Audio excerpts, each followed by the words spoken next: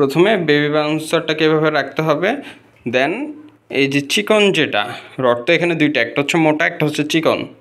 চিকনটাকে উপরে রাখতে হবে এবং এটাকে টান দিলেই এইটার এইখানে দেখেন লক আছে, আমরা দেখাই এই যে এখানে 3টা ঘাট আছে। আমি যদি একটা লক করে দেখাই, এই যে 1টা 2টা 3টা, এই 3টা ঘাটে রাখা যায়।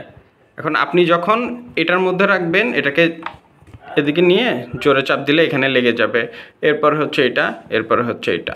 আর যখন এটাকে ক্লোজ করবেন, এই যে চাবিটা আছে এটাকে এদিকে দিয়ে এই রডটাকে এদিকে টান দিবেন, এভাবে দিয়ে টান দিলেই এই যে দেখেন, আমি একটু দেখাচ্ছি, আমার এক হাত দিয়ে করতে হচ্ছে তো,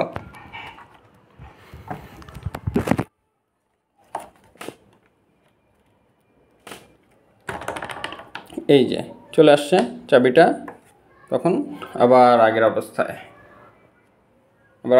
এটাকে টান দিলে এটা নিচে নেমে যাবে, এই যে ক্লিয়ার। আবার উপর দিকে যদি রডটাকে টান দিই, দেখেন এটা আস্তে আস্তে উপর দিকে টান দিলেই হবে, এই যে চাবিটার কারণে এটাই হচ্ছে, এই যে এবার আর এটা পড়বে না, এখানে জোরে চাপ দিলে এখানে আটকাবে।